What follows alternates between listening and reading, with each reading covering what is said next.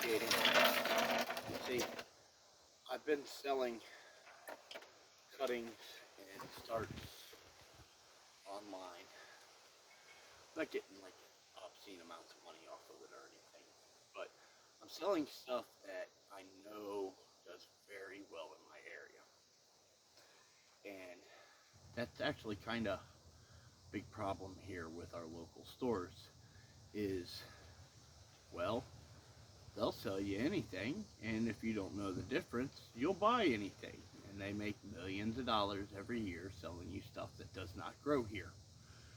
Or if you're lucky, it'll grow for a little while, and then the Florida summer will come along and kill it. Or it'll grow here for a little while, and we'll get that random freeze, because that happens every few years here, and then it kills it. It happens to the best of us. But I've been propagating things in my yard to kind of help people with that scenario, and it brings me in a little bit of money. We're talking maybe $20 or $30 here or there. Nothing significant. What I got here is a mulberry, or I'm sorry, an elderberry. I'll be doing mulberries later. Now, elderberry is very, very easy to propagate. So what I have here is just a bucket of water. And that's really your first step, is that bucket of water. So I'm going to go ahead and I'm going to process this down.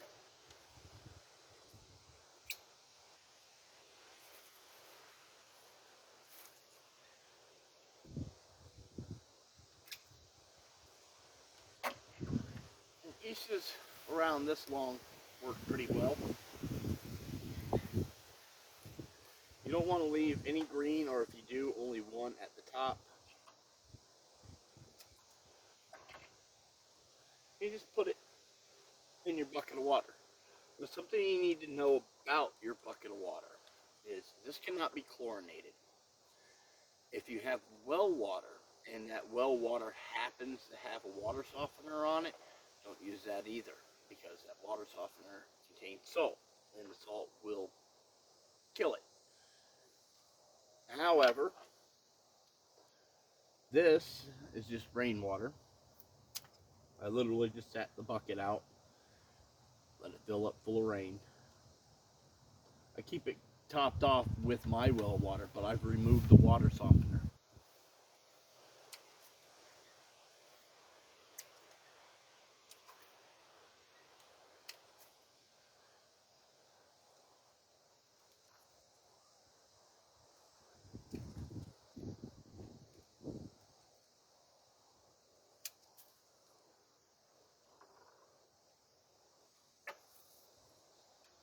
My goal is to get at least 6 of them started. You want wood that's already hardened off, but you don't want the really, really old hardened off wood.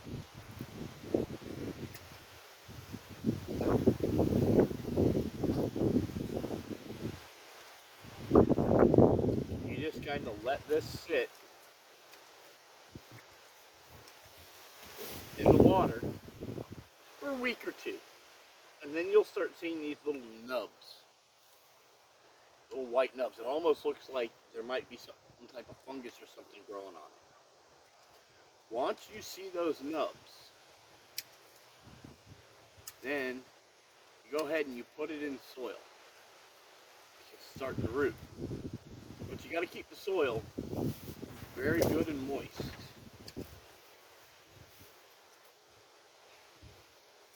Now, if you want, you can do this straight in soil.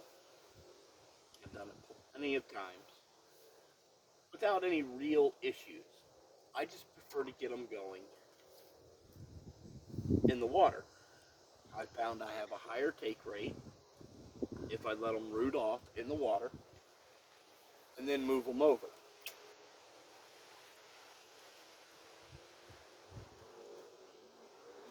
Now, there are a couple things that you want to keep an eye on. If your water starts to get moldy looking or start growing something weird, change your water.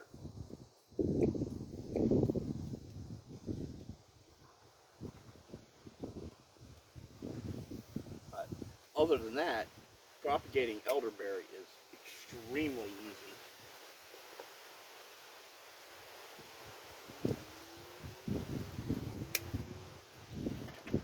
Like, almost too easy.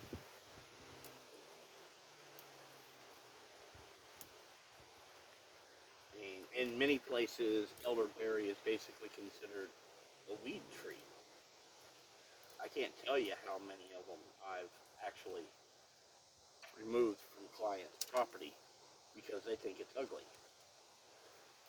And you can try to explain all you want to them about the medicinal purposes and uses of elderberry, but it's not pretty in their eyes, so they want to get rid of it.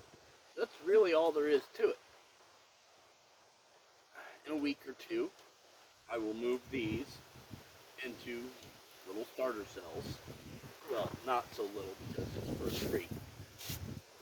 And then a couple weeks after that, to a month after that, it'll actually be ready for me to sell. It'll be a starter plug where somebody can come along and be like, I want an elderberry tree. And I can go, here you go.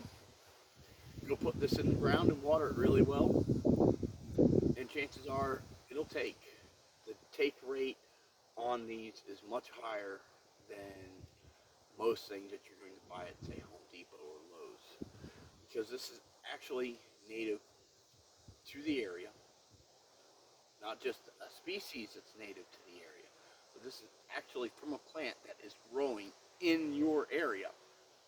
So it's already acclimated to this area, and it makes it much easier. You can take it home, you can take one of my starter plugs home, and you can put it in the ground.